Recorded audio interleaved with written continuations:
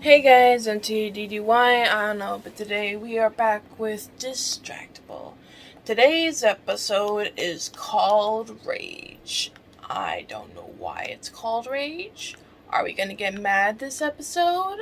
Why are we gonna get mad at this episode? Who's gonna get mad at this episode? Is it Mark, because I love it when he's mad? Or is it Bob? Because the first episode was fucking hilarious.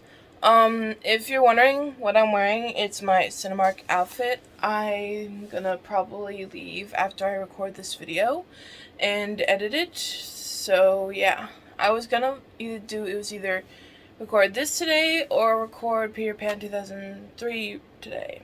I chose this because I want to listen to Distractible and I want to play more of Jedi Fallen Knight, and I want to see how I can get that boss level for how to get to the boss fight with what's his face? Boba Fett, thank you. So, yeah. We're just gonna listen to Distractible, maybe do some side missions, try to get all the bounties, and let's get into it. Rage. Good evening, gentle listener. Good evening. And welcome to Distractible. Distractible. This week, the gents bravely drop shields about their shadow selves. Okay. Mark judges, tides wade sandwiches, and ask the gents to discuss their Hulk out moments. Carnivorous Wade hams up his hyper-lubricated throat, but opens up about his one berserk battle. Bob defends condiment usage, but is deeply irked by Californian circumnavigations. From mayonnaise ass, Ed, to defeating inner darkness. Yes. It's time for Rage. Now sit back and prepare to be distracted. I'm concerned and confused. Enjoy the show. Hello and welcome Hello. to Distractible, the only podcast you need to know where I'm the judge and I'm the host of this week's episode. Therefore, I'm the arbitrator of what we talk about, and I will be judging the entries and stories of my fellow, well, not hosts right now, but fellow podcasteers, Bob. Hello. And Wade. Hey. Hi. You almost just bestowed host powers upon us. That would have been quite the misstep, I have to be honest. That would have been great. Can we have a triple host episode? Is that even possible? I mean, I yeah, I don't think they just call it a think so. podcast. No.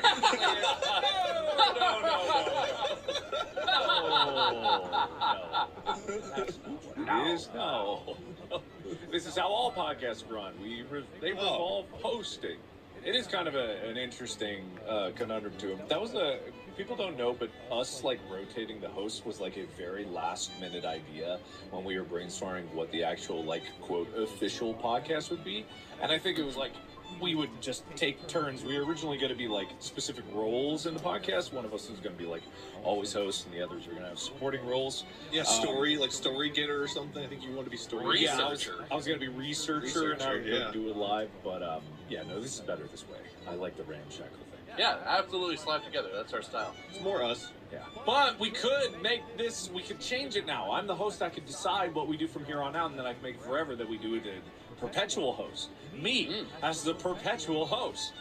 Well, I could declare that. Or you could. we could put a pin in that one. We could just undo I it could. next week, but you could. No, because you won't be host next week. I'll be the host. Wouldn't I always be host? If I was perpetual host? I would always be host. I'm perpetual host. If I declare that Yeah, I'm perpetual host. I will always be host. I will always be host. I will always be host. I mean, I guess we did give you that power. Yes.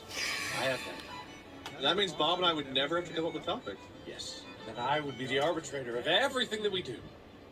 Beautiful. It would be Just Mark, show up and phone it in. Distractible, and friends. Markipliers, you're welcome, Distractible. Yes, exactly. Yes. All right, fine. It seems like you guys aren't into it. Maybe the rest. Markiplier's your podcast. I feel like it's only halfway there. There's just some more brainstorming we need, you know? Maybe we need to take turns hosting. What about that? That's something. That's something.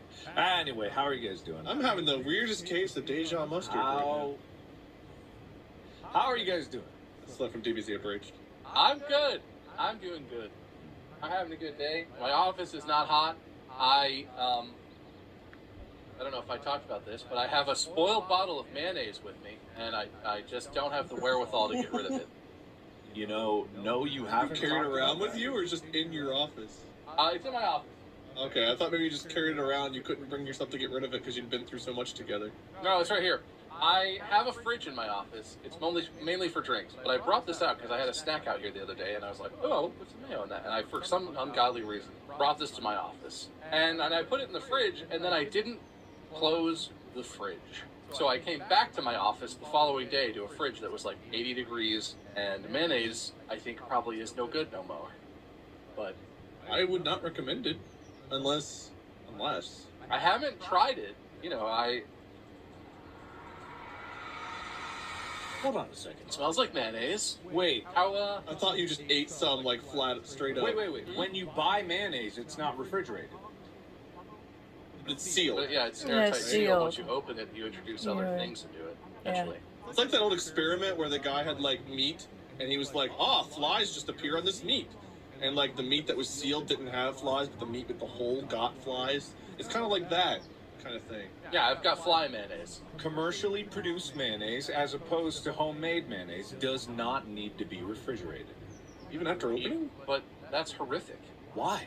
Does it say, wait, Bob, the thing should say, does it say on it, keep refrigerated? Does it say? Does it say?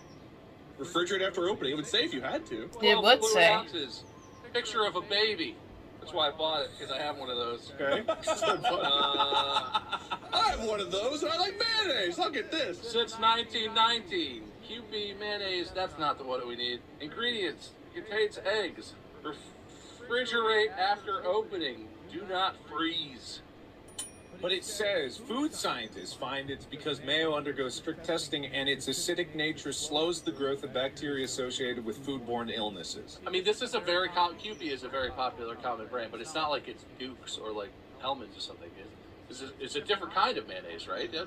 It has a two-way chef cap. What if that's too fancy to be unrefrigerated? But that's the thing, right? People, I have this perception that mayonnaise, if you left it out, it would become horrible very quickly. But it wouldn't. Chug that bottle. Chug it. Well, Chug hey, it. Go for it, man. I'll give there you might be 10 other points. reasons. I'll give you 10 points if you chug it. Okay, I'll chug the bottle. Here we go.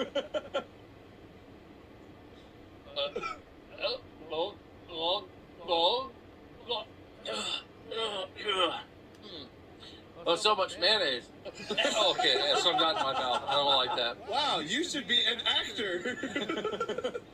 Some definitely got in my mouth. How'd it taste? It's kind of like I ate some mayonnaise while I have a Jolly Rancher in my mouth. Do you have a in your mouth? Yeah, I do. I wasn't quite. We hit record, and you were like, "Let's go," and I was like, "Oh, I'll finish this Jolly Rancher as we start the episode." It's not gone yet. I've been trying to tuck it under. Weren't you prepared to eat mayonnaise? I mean, I should show up prepared to chug mayonnaise. Yeah, we all should. Oh. We all should. So that is on me. It's one of those things where it's like, if it did taste like there was a Jolly Rancher, it would prove that it was spoiled. But I think because it tastes like mayonnaise, I don't think mayonnaise spoils. And I think this is a divisive issue. I think a lot of people think you need to refrigerate a lot more things than you really do. Probably. Because if you go to restaurants all the time, ketchup and mustard is left out. But where do people put their ketchup in their home? Usually, it's in the fridge. Well, the fridge is convenient, but I've seen people keep ketchup in the pantry. Ketchup and mustard are very acidic, like a different level of acidity than just mayonnaise. Are you sure about that? Yes, because they have like vinegar in them as an ingredient. Mayonnaise What do you does think not. mayonnaise have? Mayonnaise should be a fat emulsified into another fat. It should be egg yolks. I don't really emulsified like into, mayonnaise an that oil or much. something. The ingredients for this mayonnaise are soybean oil, egg yolk, water, distilled vinegar, salt, sugar, mustard flour, rice vinegar. Mayonnaise isn't supposed to have vinegar in it. Mayonnaise is an egg yolk. That's a Mayonnaise of is- mayonnaise. That's homemade Mayonnaise? mayonnaise. No, homemade mayonnaise is an egg yolk emulsified into an fat, an oil of some What sort. does emulsified into even mean? It means you blend it into it and it becomes a suspension where the fats mix together because they are not naturally attracted to each other.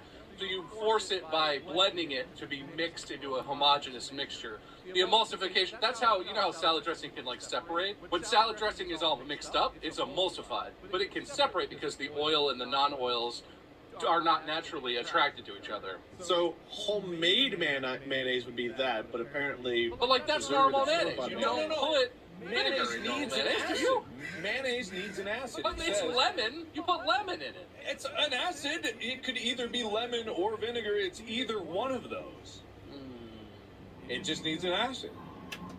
I don't like it. I don't like it at all. This is what it is. I'm not saying it's wrong. I'm saying I don't like it, Mark. I'm allowed to not like things, aren't I? I'm with Bob. I also don't like mayonnaise. You're here first. Mark Potter says you have to like everything he likes. That's true. He is the perpetual host. As judge, I declare that you must like what I like. Well, I don't. So what about that then? Well, I think you're dumb. Well, I think you're a very nice man. And this is out of character for you. My day was fine. Thank you guys for asking. Wade, what do you think of mayonnaise? I don't really care for it. My family likes mayonnaise. I don't, but it's. Well, you don't like anything. What do you like as a sandwich condiment then? I like ketchup. Uh-huh. I have none. Ketchup. I eat my. You don't have ketchup. like mustard. You don't have like.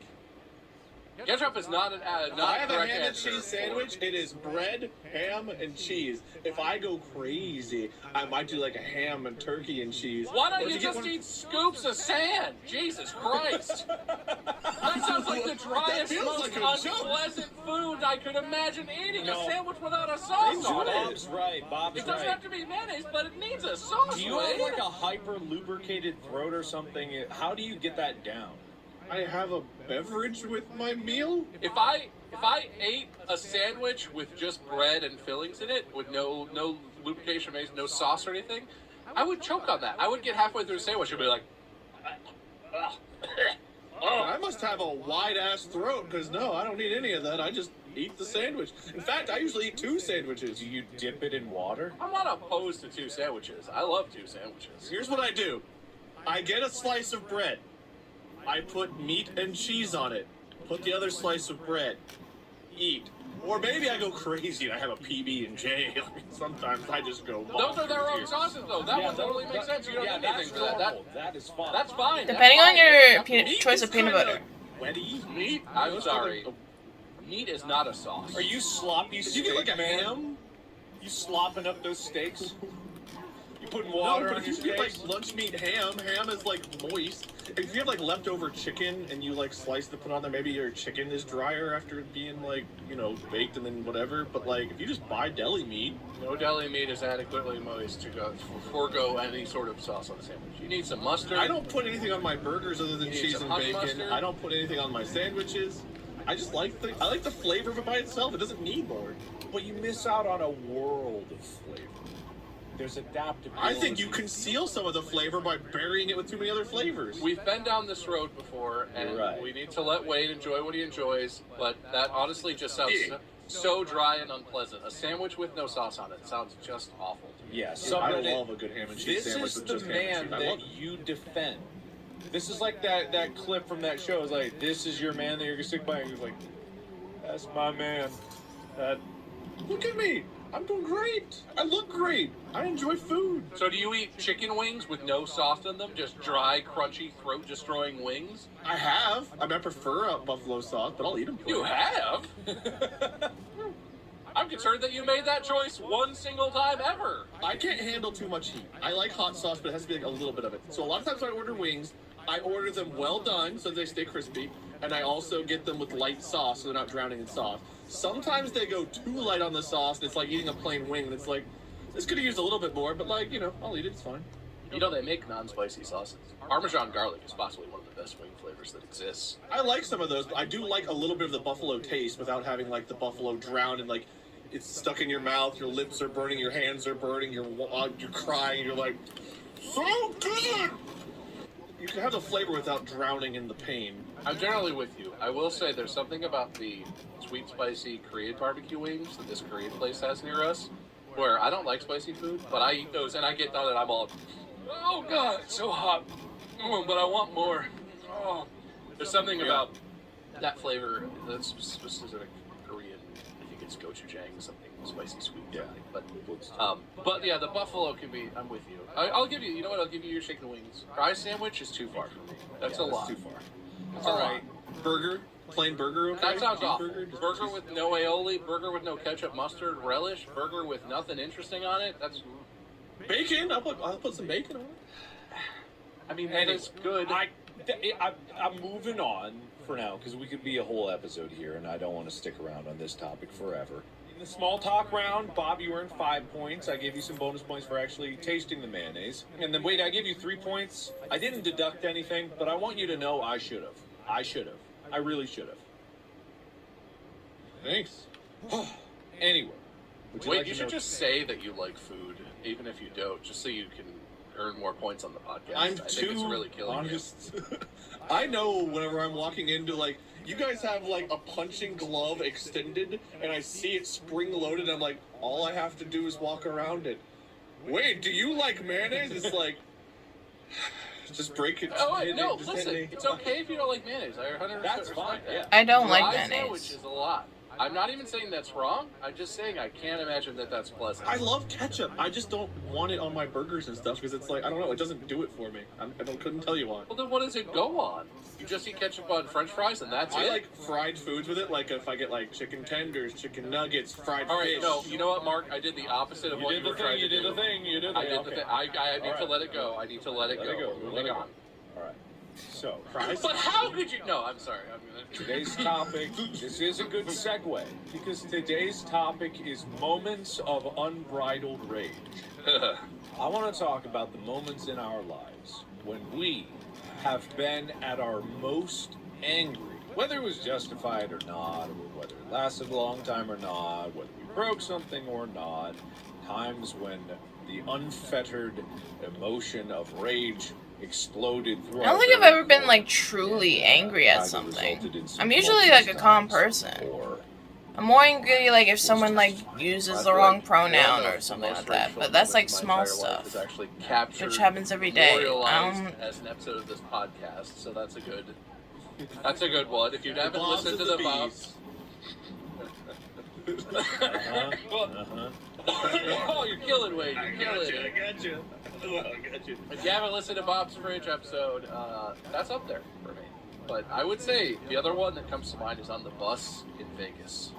I love that moment. I wish we had that on film. It I was so cannot good. believe that recording didn't work. And we've talked about that before, I think on this podcast, so I don't have to go into it, but that was completely unjustified rage, I think is why that stands out to me, because I don't even remember why I was so mad.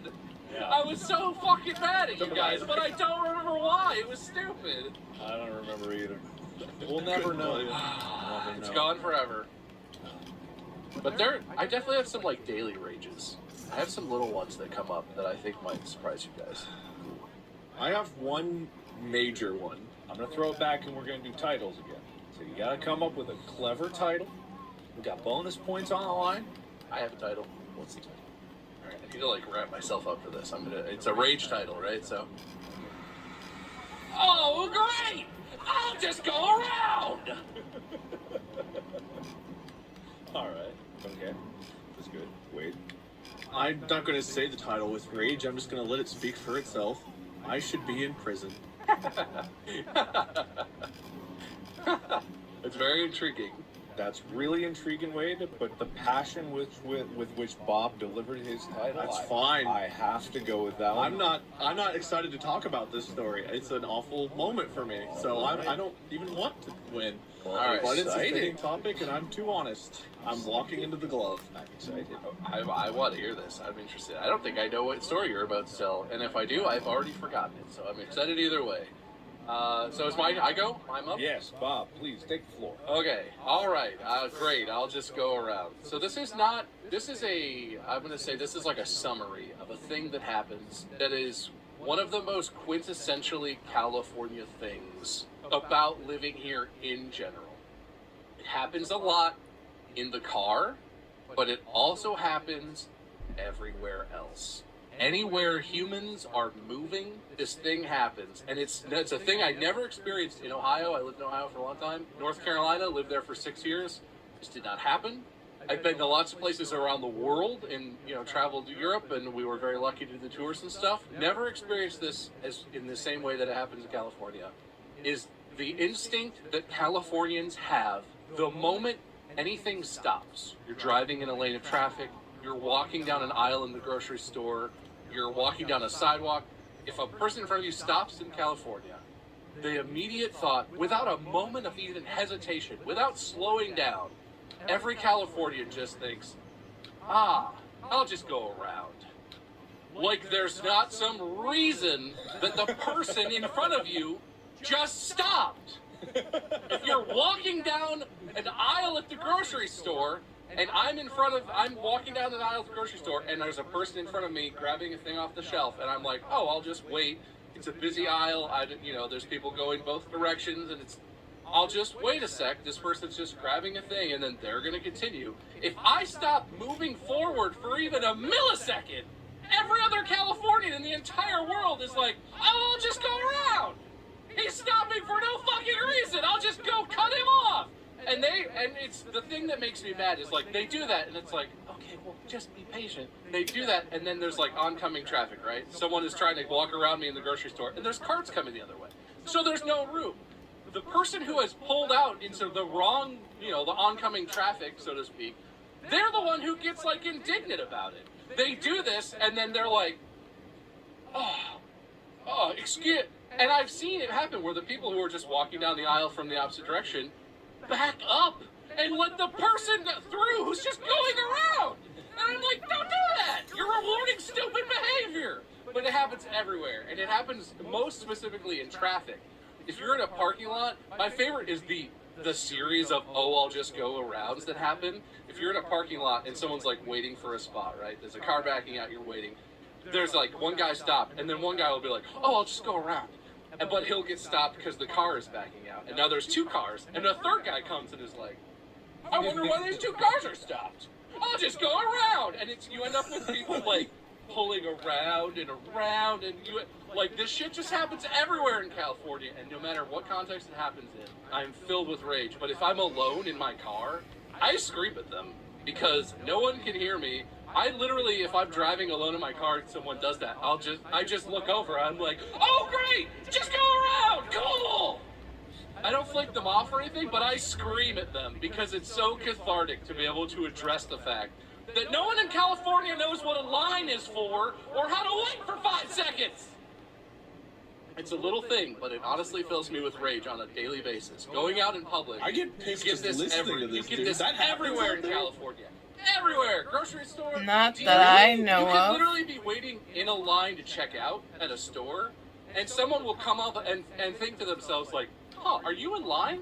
There's a little tiny gap between your cart and the heels of the person in front of you. Maybe you're not in line. Maybe you're just stopped in this aisle for some reason. I'll just go around so I can get in line in front of you. I have confronted people. I'm not like a confrontational person. I've confronted people in person where like they did that. They tried to cut around me, and I was like, excuse me, why do you think I'm waiting here? I am in line. Please get in line behind me if you would like to. And they were always like, I'm sorry if I offended you. And I'm like, how am I the one who's an asshole in this situation? You gotta be fucking kidding me. Everywhere in California, it constantly happens. It sends me off on a whole thing. That blows my mind. There's like 3 people in Ohio that do that, and they're always like shamed, flipped off, and screamed at for like they must be people that are visiting from California, I guess. Yeah. Because like that's kind of rare here. And when it does happen, that person is very obviously an asshole who has no idea what they're doing. Absolutely. And honestly probably deserves to be crucified, but we don't do that to people who are assholes. I guess it's kind of an exaggerated punishment, but in my brain it's what I want for them. Oh my god, I'm evil. So yeah, great, just go around. There's my thing. I hate this topic, Mark. I hate it. I love hearing God. about it. I don't love talking about it, but I love hearing about it. Wade, I can't wait to hear why you should be in prison. Dude, okay. This is a story. This is a tale, because there's a lot that builds up to the reason. Growing up, I have 3 siblings, an older brother, an older sister, and a younger brother. And my older brother was notorious for getting into trouble when I grew up.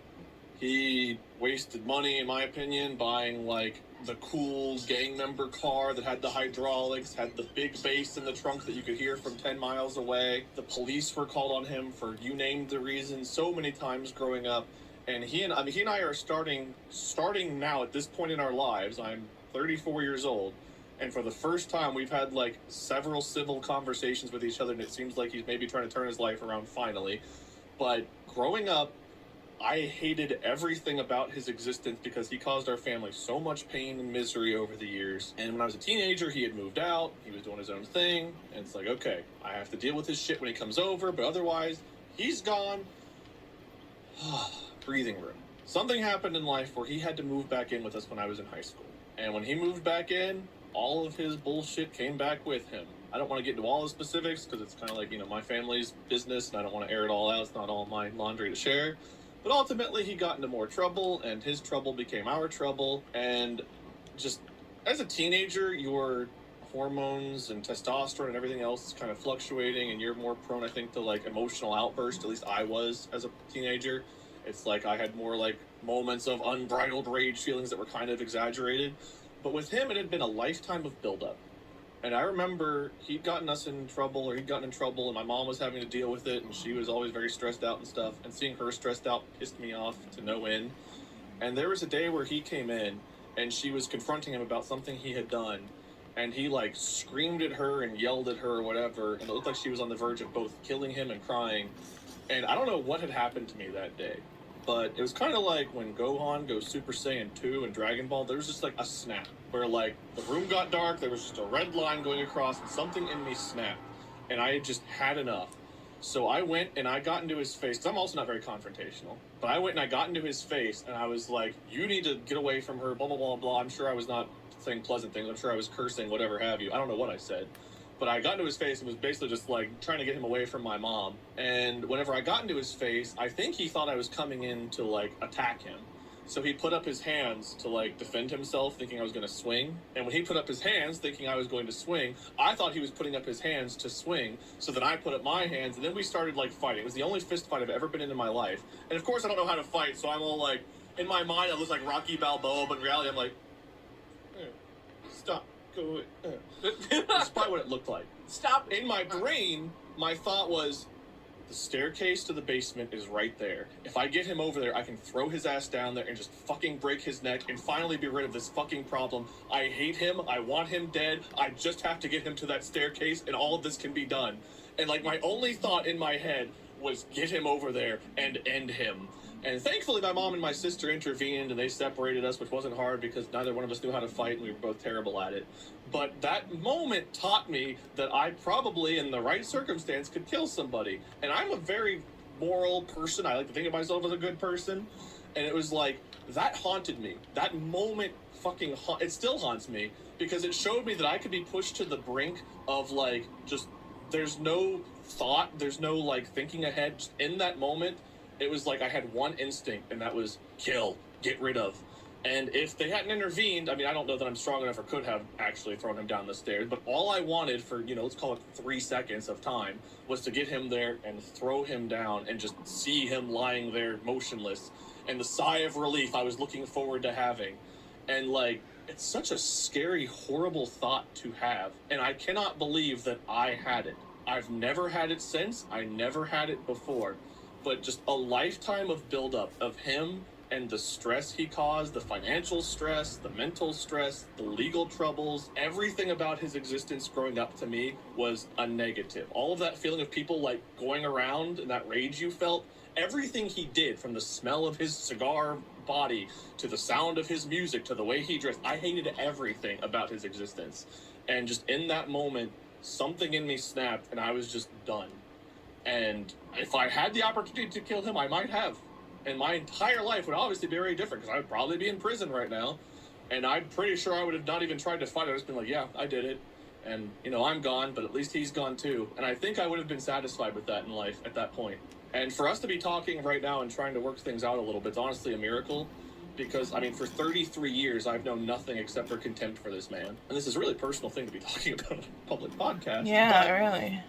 When you said unbridled rage, it was the first and only example that really came to mind, because it's the only time in my life that I have snapped beyond any kind of thought. There was nothing.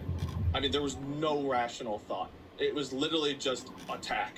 And my first thought was, I'm going to go get him away from my mom.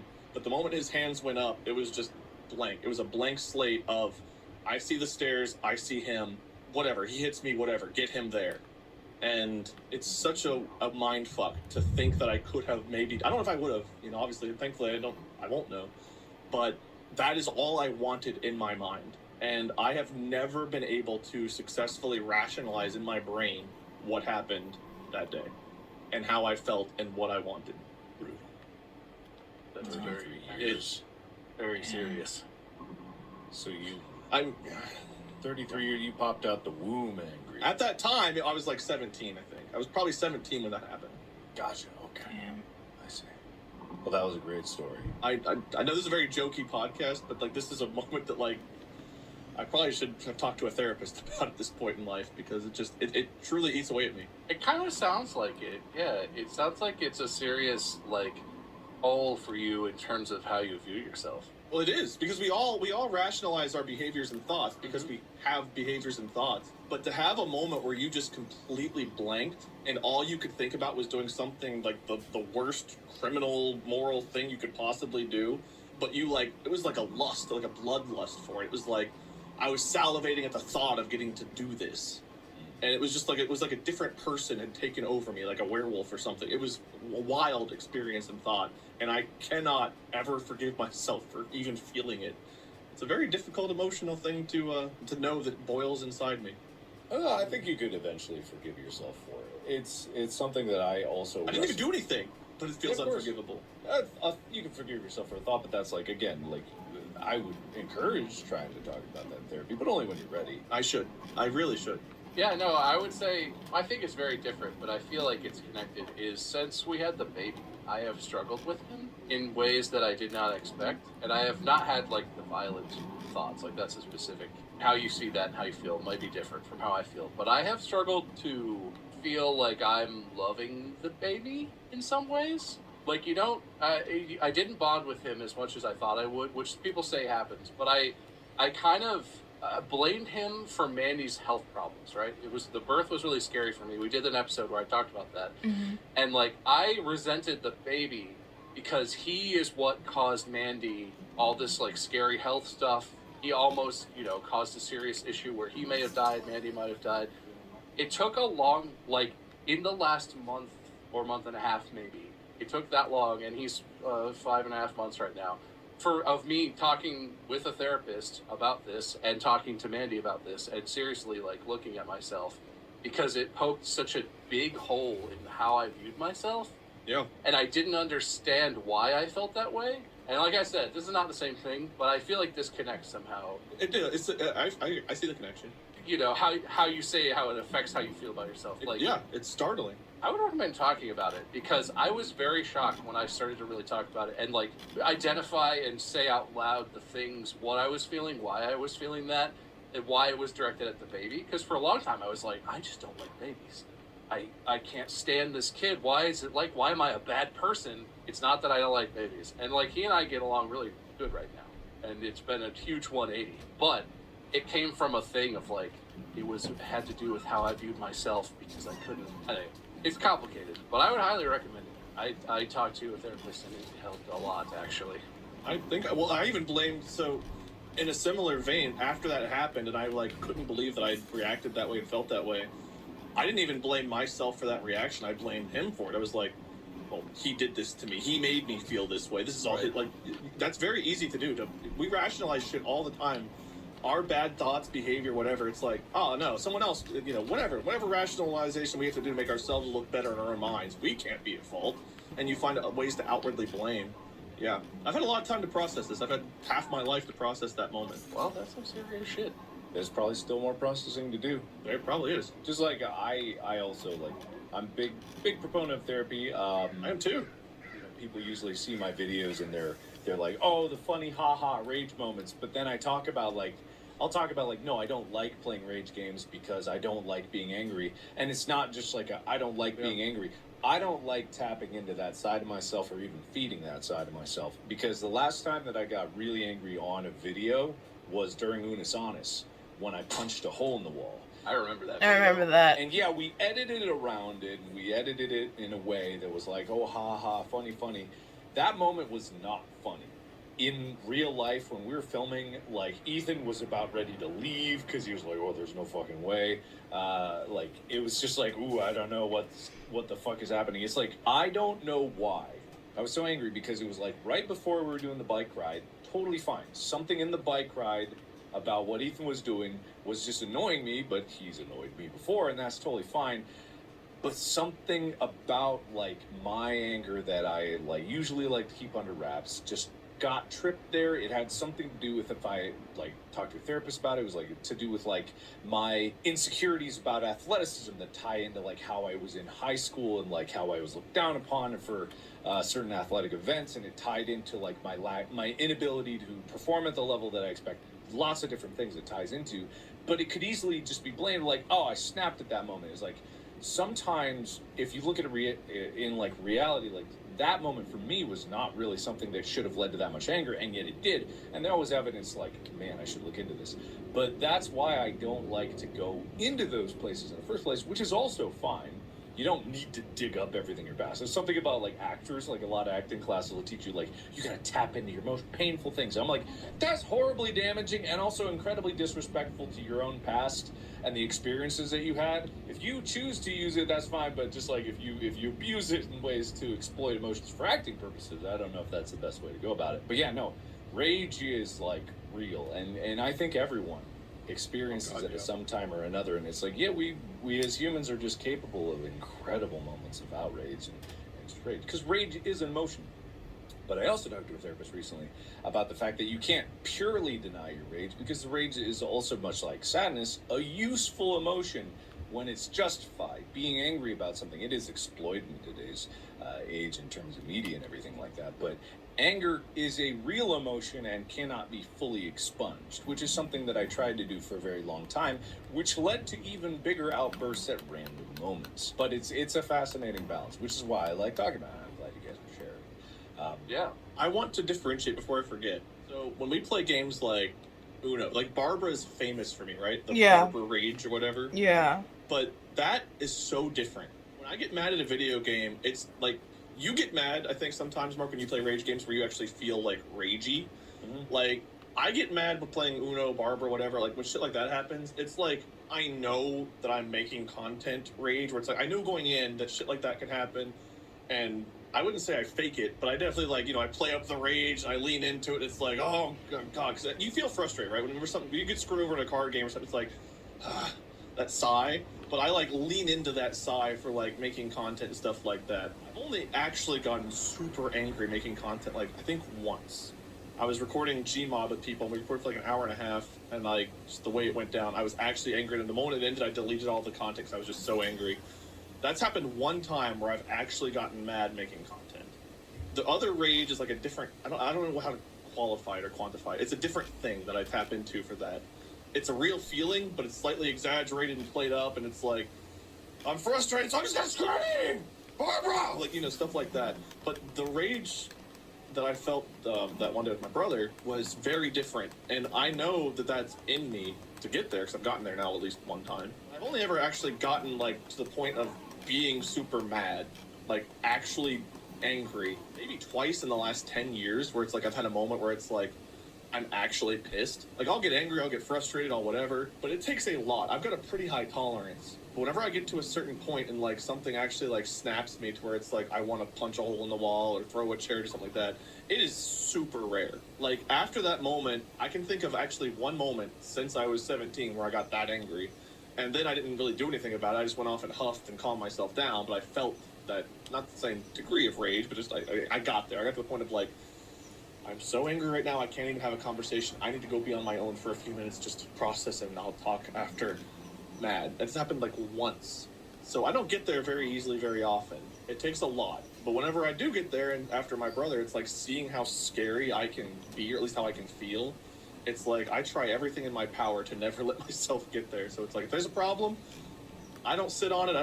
We'll talk it through, we'll work it out. If I'm mad at one of you two, or, you know, if Molly and I are disagreeing about something, it's like, we can have a few minutes to cool down, but then we're going to work it out. We're not going to go to bed mad. This is not going to boil over and become some big thing. Because with my brother, it was a lifetime of buildup that all came out in one moment. And it's like, I can't ever let things get there again. Because that buildup, whenever it finally released, It was just like seeing someone else take over your body and mind, and just not, I wasn't even trapped in the corner. It was like, just after it happened, it was like, I couldn't believe I was standing there, like, with my arms up in the air, looking like an asshole who doesn't know how to fight, but also just the thought process. I don't know. Very different. It's very different than, like, gamer rage for me. It's completely different ends of the spectrum on how I feel about things. I don't get that kind of mad whenever I make content of any kind. Fair enough. All right, that's the end of round 1. Congratulations, guys. You did great. I assigned many points to that. Bob got the bonus point. Wade, you got a certain number of points, but I won't tell you what it is just because I'm going to keep it secret. But hey, Bob, Fair. Great job that round.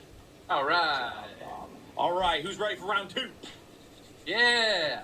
I don't know, man. I don't have a round 2, but yeah, let's do it. Let's do it! I want to hear more rage. I don't have like a really serious story like Wade. Is that okay? Oh, it doesn't have to be. God, you don't have to bring down the mood like Wade did. Come on, give me some give me some content rage. No, I'm I'm like rocking in my chair over here, like, why did I do this? sorry, Wade. It's Bob's turn to talk. That's fine. I'm sorry. Here's Mr. Markiplier. Of course, Mr. Markiplier. Oh, yes, sir, Mr. Markiplier. Yes. Yeah. Title. What's the title for this? Who's one? I got have an stories? Who idea. got titles? All I think I have a title. You could do your title first if you want this time, Wade. I'll give you a minute to think. Oh, of course. Yeah, I have a... right. If you need time to think, Get out of my house. Okay.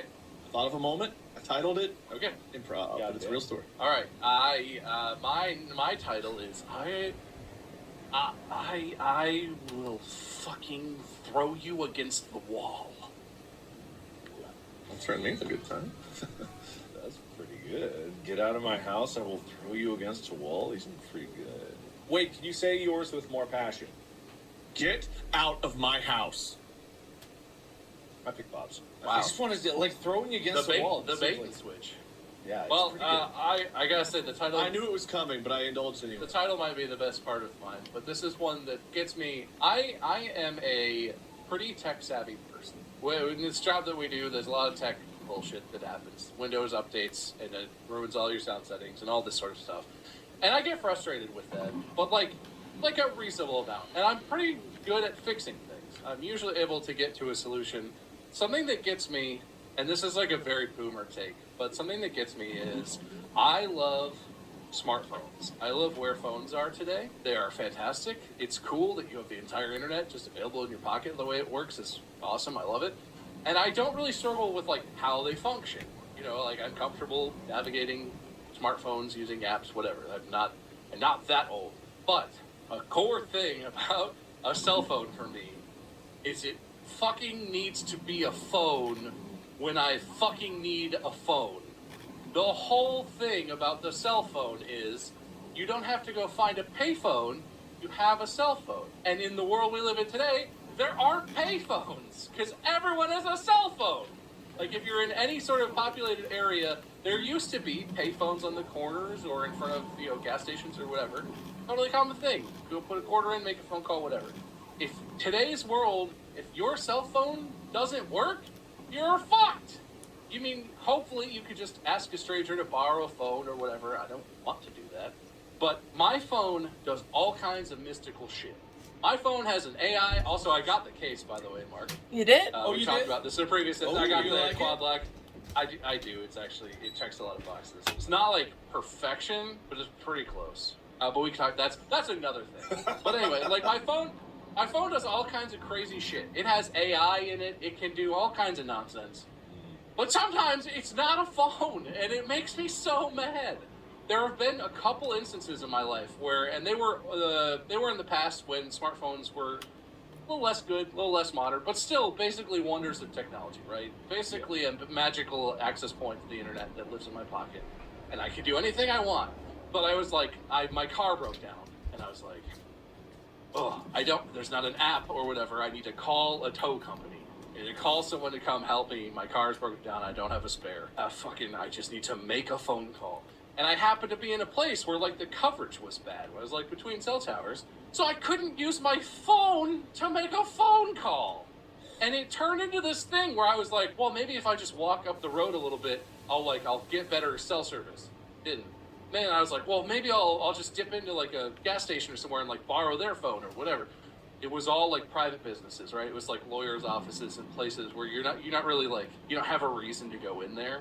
And so most of them were like locked doors, not really storefronts where you're invited in as a random person. I had to walk for 1.5 miles to find a place where I could borrow a phone to make a phone call. And like, it's unreasonable because technology doesn't always work and it's not perfect. But the amount of actual rage I felt at my phone, and this has happened a couple subsequent times as well, I have almost thrown my phone away. Like, just like a movie character, just been like, ah! And thrown my phone just into the street or fucking wherever. One time I did throw my phone. I spiked it. It had a really nice case on it. And the case actually was military grade drop protection. And it had a pretty good bevel protection. It was fine. The phone was fine. I didn't break the phone.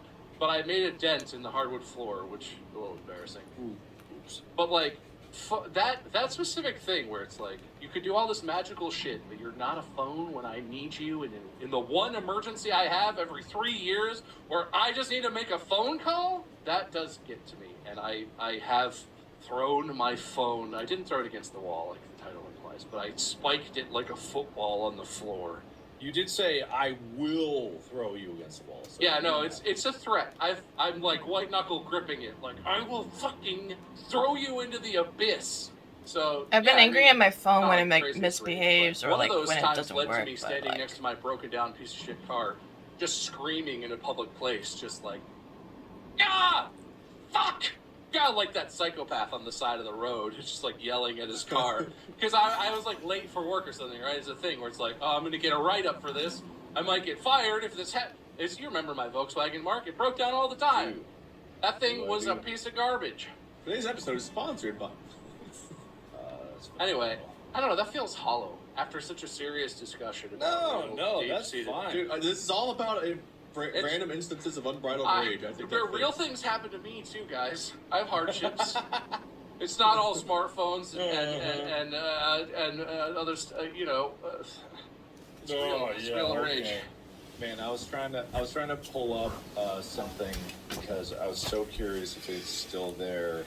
It's something where I was so unbelievably angry, but it was at YouTube, or specifically YouTube customer support way back in the day when my original channel was demonetized. And so this was it's a phrase that I will remember for a very, very long time because it sticks in my mind. And I've actually heard this phrase before when I get angry because I'm trying to get help with something and it doesn't happen. When I was speaking to them about like, okay, why is it banned? And they were like, we can't tell you. I'm like, why can't you tell me why it's banned? And it's like, because it's banned and there's no point in it. And I'm like, well, then how am I supposed to be better in the future? And they were acting like, oh, why would you be here in the future? You've been banned. And I'm like, I can, what? And it's just like, after a while of back and forth, and I was getting angry, and there's an email chain, I remember hearing, or seeing the words, this conversation is no longer productive. And I was trying to search in my email for this one, but it doesn't seem like it exists anymore. But no phrase has ever gotten me so angry so quickly than being told this conversation is no longer productive. And I go, bitch, this conversation was never productive. You didn't do anything. You didn't tell me anything. You didn't give me anything. You have only left me darker, in deeper darkness than where I was before. You think I wasted your time? Like, what do you mean? You're a customer service. You're supposed to help. Like being told to calm down. Yeah, exactly. I didn't even yell at them. I was not cursing. I was trying to find information of like, well, this is only a cool thing that I could do in maybe my future. I don't know. And I still to this day, I talk about that like, God, I want to know who the fuck that was. Because like just where I am now, and I'm like, if that is all it takes to stop someone from making something, and I'm here at this point. It's like, and we talk about that wait a lot. Where like Susan has entered the chat room. No. And you know the funniest thing It was is, her the whole time. the funniest thing is I can log into my old Markiplier YouTube channel. Monetization's back because that whole system changed. So I could go back to that channel. Long live the channel! The channel's back! I should Dude, make it. get the same haircut. I should make Get the a same video. haircut and relaunch the channel. I should totally do Please. that. God, I should. At least for April Fools, you gotta make a video where you look man. like old Mark and you like, long live the channel! Monetization's back! Oh, wow, I should. The dream, you know? Dude, that would be so good! You could use AI to de-age yourself, and it'll be perfect. You're right. You don't have to do the talking. There's Mark voice you can use. Yeah, old Mark voice even. I think one time I did, like, streamed on my old channel at, like, just randomly one time, just for fun. And people were so confused. You should make like weird knockoff Markiplier content on that, so everyone is like, "Wait, is this like an AI Mark channel? What? Intentionally make yourself look like. Wow. Oh, dude, there's so many awesome. I'm jealous. I wish I had a channel. Mark, you got One so day. much free time. You should really put your mind to that. I bet you could actually make something if you focused. You're right. Put the movie on a shelf. You need to make old 2014 Markiplier. That was even 20. That was like 2012, 2013. Right? It was pretty early. Yes, 2012. That was the first year. Yeah. Okay. Yep, I was back in the good old days. Back when YouTube had your own thing that looked like a channel, not this silly one-page crap. You remember when you could customize your borders? That was great. Dude, sometimes I use like the Wayback Machine or whatever it's called. And I go back and I look at like the way YouTube looked in different years. It's like I never in my brain remember it looking like this, like some of the different versions. Oh, well. It doesn't exist to me, and yet there it is. The good old days. Well, I had a story too. What was your title? I don't even remember now. Anyway, that's the end of round. Get out of my. Right. Get out of my round. All right. What's up, Wade? All right, it's not nearly as good as the first story. That's the one that truly sticks out in my mind. But I guess I have some pet peeves that I don't really consider or think about, but like in hindsight I do.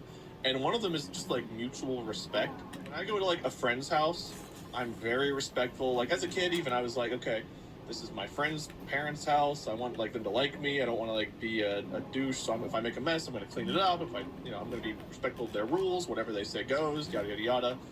And in my brain, it's like, it wasn't even a conscious thought, but it was just like, well, of course they'll be the same way in my house, right? Like, if I'm respectful to their house, they'll be respectful in mine, like, whatever.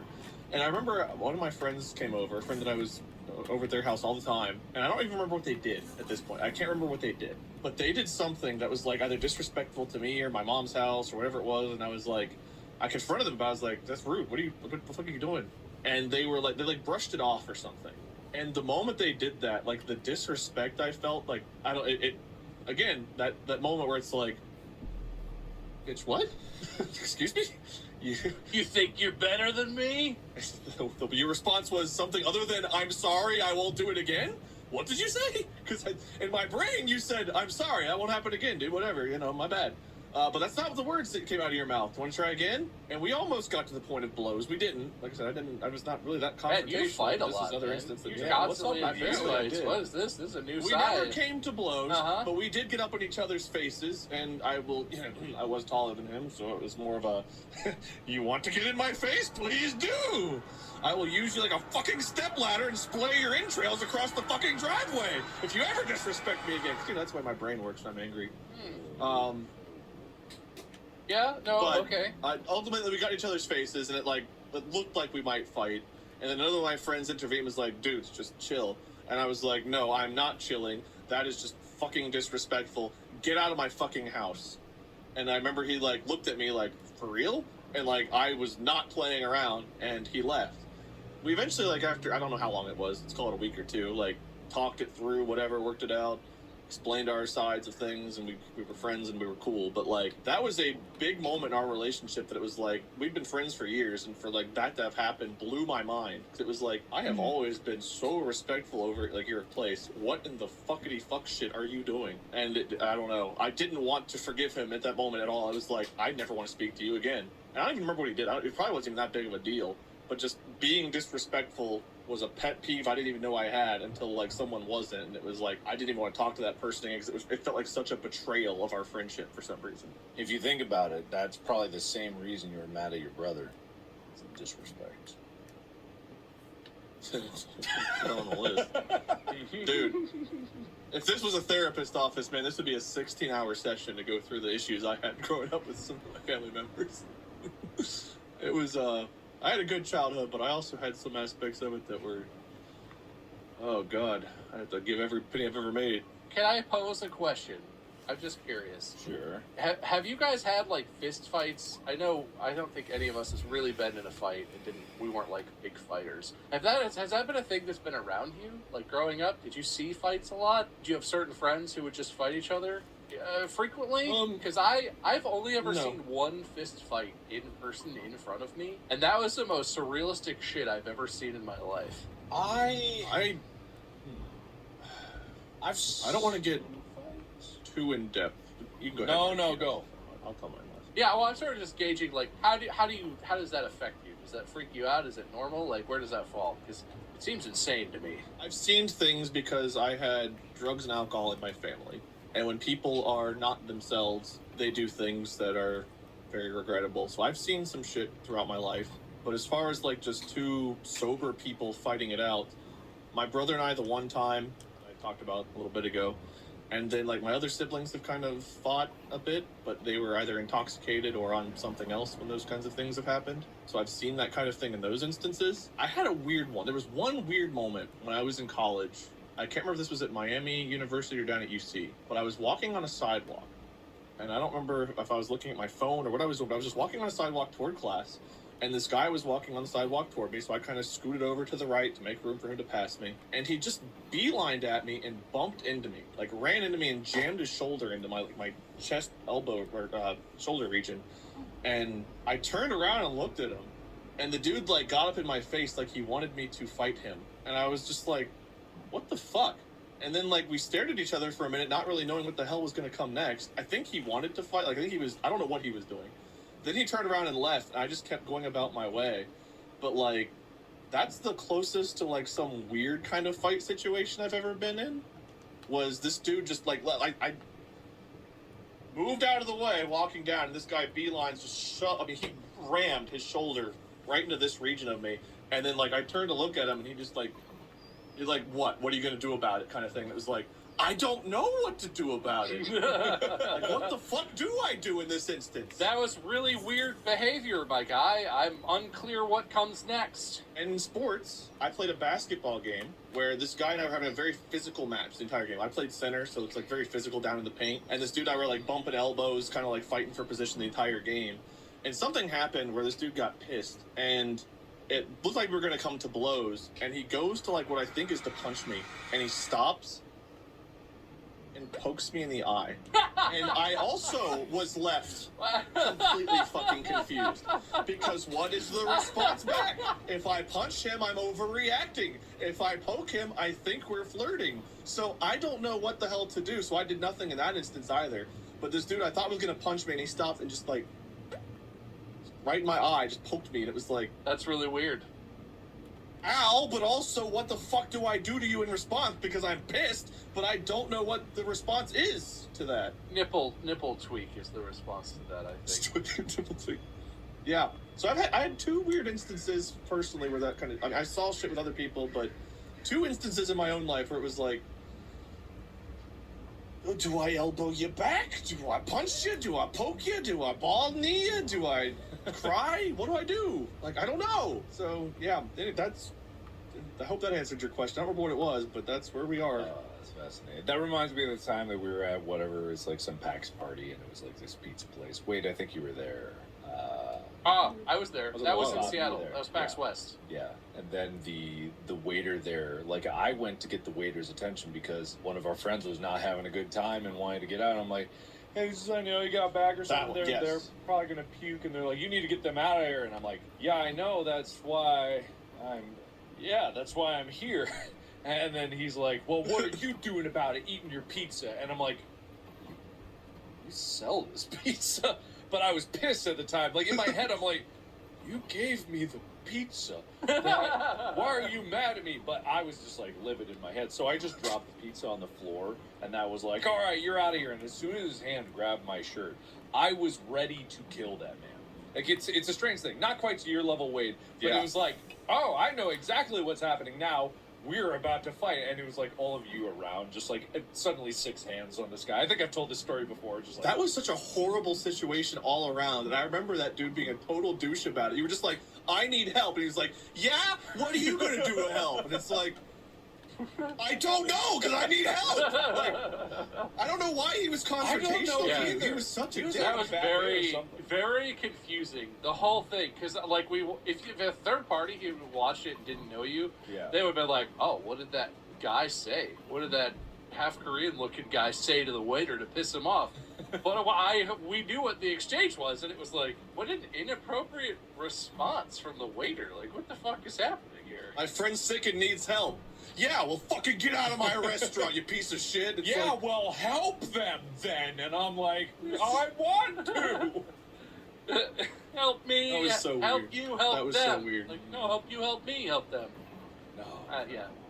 yeah. Anyway, I'd forgotten about that entire event till you just brought it up, and that whole situation was so bizarre. watching adult men fight in any context is pretty weird to me. But if it's not like an organized fight where it's like, you know, a competition of MMA or boxing or something, it's super fucking weird. That happened one time. I was in a situation where I was hanging out with a guy that I kind of knew, and then some of like his friends that I really didn't know, and we were just like at a bar having some drinks. Everyone was not super trashed, and we headed home, and they just started throwing punches at each other. And like it was just 4 of us, right? So 2 of them are fighting, other guys there, and they're fighting in front of me, and I'm like, I feel like I should be stopping this, but I don't know these guys. Like if I jump into this, they're just gonna. It's weird. It's fucking surreal. Any adult who feels like fighting is a natural response has either been through some serious shit or I don't know, needs to work on themselves, because that's just wild. I went to a bar with some friends. Well, I knew a couple of the people. Again, same situation. I knew a couple of the people, and we went to a bar, and they were like, "Oh, I've got some friends from college that are going to come with us." Like, okay, cool, whatever. And we were hanging out, chatting, and we go back to someone's place afterward. We're all just going to crash at their like apartment or whatever it is. And one of the guys was really drunk and really hungry when he got back, so he grabbed like a pizza box. He went and laid on the couch and started eating pizza. And he just fucking passed out on this couch, like the pizza box on his chest. And one of the other dudes that was there, I don't know what compels some guys to be like this, but he was like, huh, look at this guy passed out with a pizza box on his chest. And he walked up and just fucking drilled him in the nuts. Just punched him in the balls. Sure. Why? And the dude keels like this, pizza folds up, falls on the floor. Dude falls on the floor afterward. And the guy just laughs and like goes back to his room. And the other dude's just like writhing on the floor in pain. And that was the exchange. And it's like, some things don't connect with me. Like, there was no part of that exchange that seemed necessary, funny, good. It was all just like, I don't know either of these people. So again, what do I do? Do I help? How do I help him? He got punched in the balls. I know what that's like. There's nothing I can do. I think you gotta go hold his nuts for him so that they don't hurt so much. I mean, it's like, the thoughts in your head are like, do I get him an ice pack? Do I go punch the guy who punched him? That'd be stupid. Do I sit here and stare stupidly and do nothing? Because that's what I'm doing. Guess I'm going to keep doing that one. Hey, your friends are weird. Yeah, they're just like that. All right, time to sleep. Hope I don't get punched in the nuts for sleeping here. And that was my thought process as I drifted off, was hope I don't get punched in the nuts for falling asleep. Well, that's what you That would get for suck. falling asleep. Yeah, that's your fault. I guess so, even though that was the pre-arrangement. Why would you think it was okay to sleep there like that? Fool. The predetermined arrangement was, hey, you guys want to come crash back here afterward? Yeah, that sounds great. All right. Well, we've been pretty angry this episode. I feel like the rage has consumed us. But I feel like we've let it out. Yeah. I feel like we unleashed some things. I feel like shit. Thank you for sharing, guys, and thank you everybody out there for listening. Remember, if you've been angry, it doesn't make you a bad person. Wait, I'm back. If you've been angry, it doesn't automatically make you a bad person. Okay. I think what you're trying to say. Be a bad person. Nah. Look, no, abandon that part, Mark. Okay. Anger is a natural emotion. Feeling anger is a natural response to different things that might happen to you and around you. It's okay to feel angry. It does not mean anything about who you are as a person or your morals. But you might be a bad person, is Mark's point. Yeah, it could be. I'm not excluding. You might be like just the worst. I think if you give in to that feeling and do things you'll regret, that might make you a bad person. That one, yeah. That stuff. So I was almost a bad person, but thankfully I was stopped. I think what Mark is trying to say is that the episode is coming to a close. Yes, and I'm gonna pick the winner. Great. Wow, how's your desk calculator working? What are you actually looking at? You're clearly... Oh, hang on! Are you... Did I win? Man, I was calculating the points.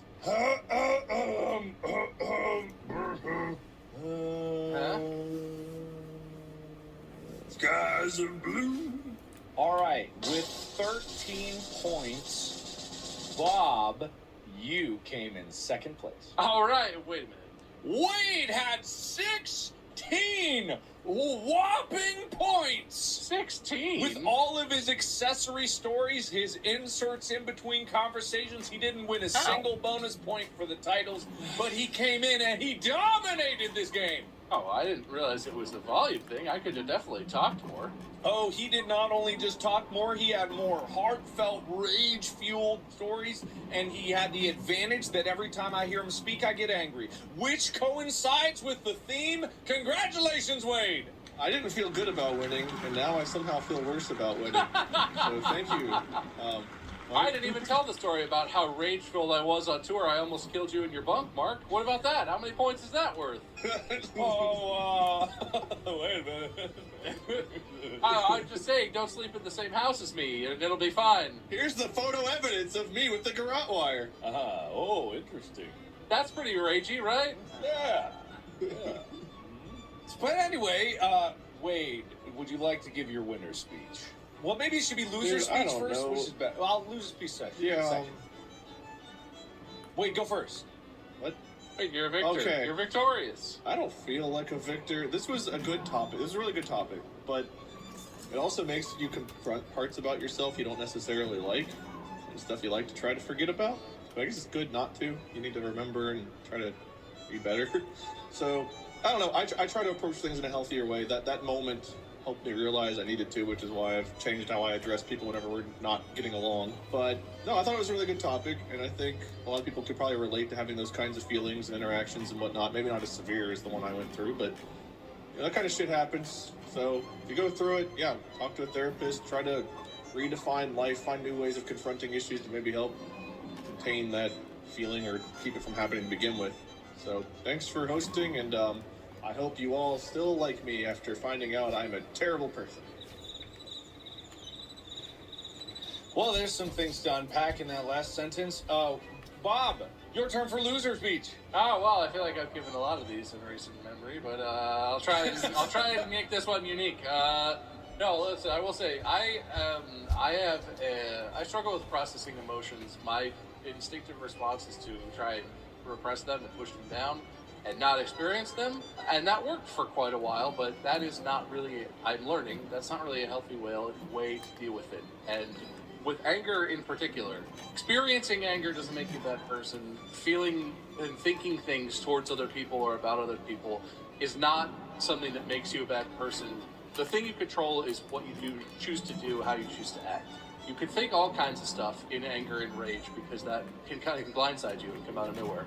But you control how you act, and if you can maintain control of your actions and decisions outwardly, that is what defines who you are and whether or not you're indulging those bad thoughts that you have. So that's a big thing I've learned, because I am in the same boat as Wade. I have felt very negatively about myself in dealing with and learning how to deal with anger and other emotions.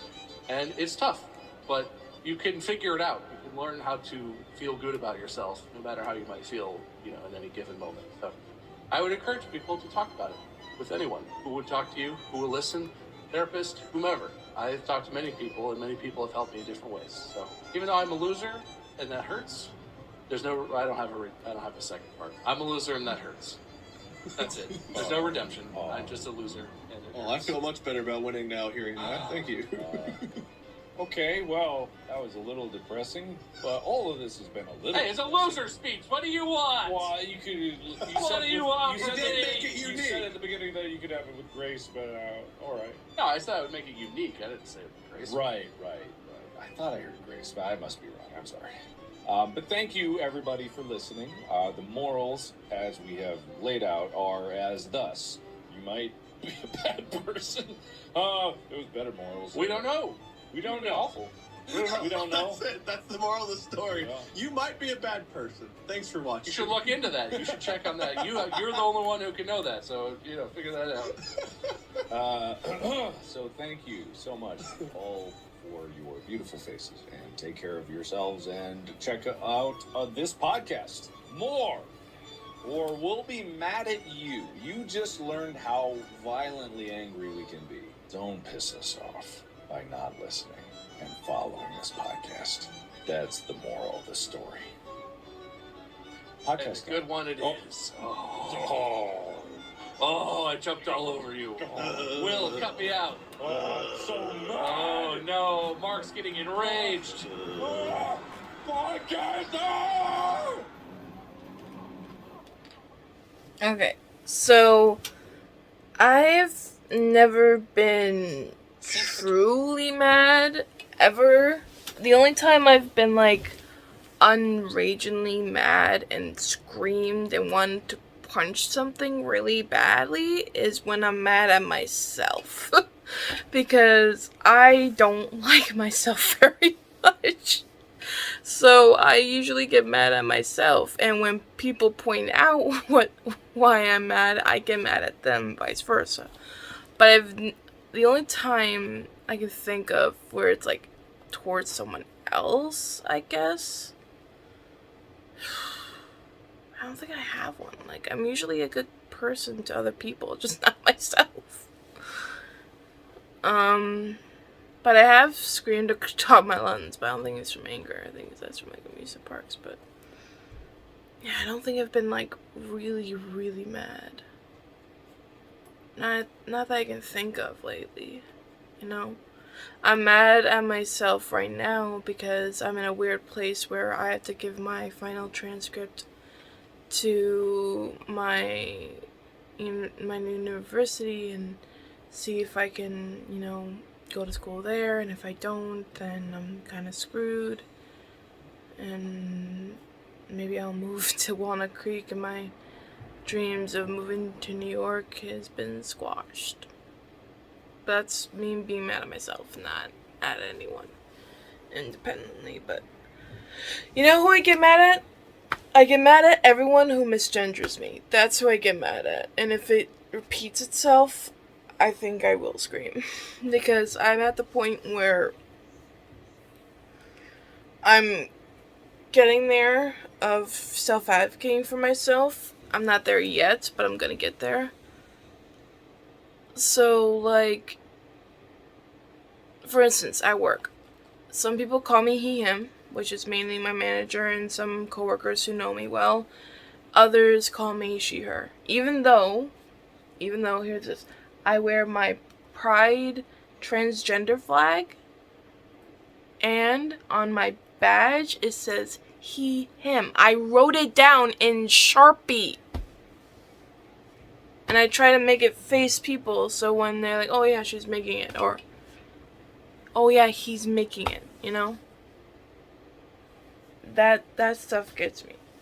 But it's never when I want to punch someone in the face, no. Mostly it's my family members, my grandpa, who really gets it to me. If he says it in my face, I'm going to scream next time I see him. If he says she, granddaughter, I'm just gonna Just gonna scream because I am done trying to make people happy. I should try to make myself happy, and I'm doing that. I just got paid, so next week is gonna be my first week at the Y, which is just a gym that's near me. I'm gonna go sign up. It's gonna be $40 a month. So people at Patreon are really helping me with that, paying for my gym membership because I'm too poor to do myself. But yeah, I gotta go. But I hope you guys enjoyed. Wade, congratulations for being a winner. Bob, I'm sorry that you're the loser again. I guess it happens to everybody once in a while. Mark, interesting topic. And I didn't know when